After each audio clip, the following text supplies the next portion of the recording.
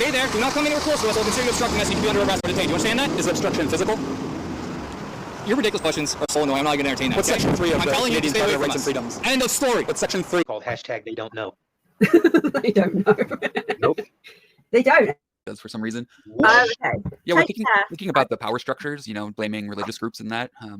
Religion, the media, and government, I think, are the unholy trinity, and they feign division so that we remain divided. They pretend to fight amongst one another and have conflict so that we actually fight amongst each other and have conflict. And I think you're right on the spot with who the actual power structure is, and that's the monarchs or the devil banks. Because who does our death or birth certificate bond get issued to and for? Who collects on that interest is the monarchs. So this whole debt slavery is not a Jewish conspiracy. The Jews aren't, you know, maybe some of the royals pretend to be Jews, but they're really the ones that are profiting from the ubiquitous enslavement of humanity. The Federal Reserve. Yeah, and in monarchies, the Federal Reserve is owned by the monarch.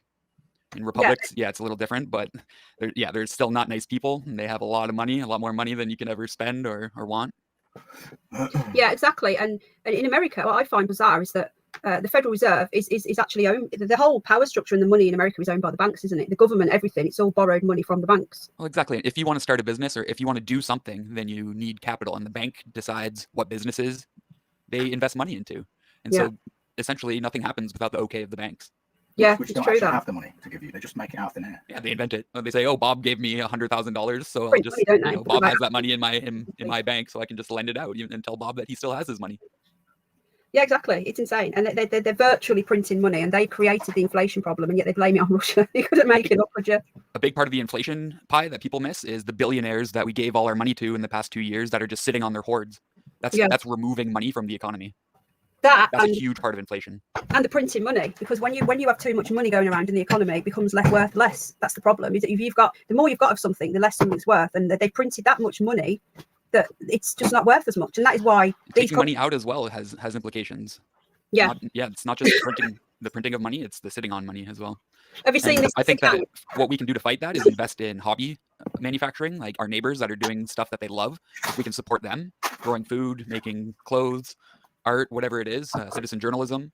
If we can support these people, then that's a great way to fascism-proof our economy. I think that the birth certificate could be so powerful if that money, you know, however much it is now. When I was a kid, I think it was like $200,000 or something that I'm supposed to pay back to the monarch. Yeah. What if they gave that money to me to invest in my life instead of to the monarch?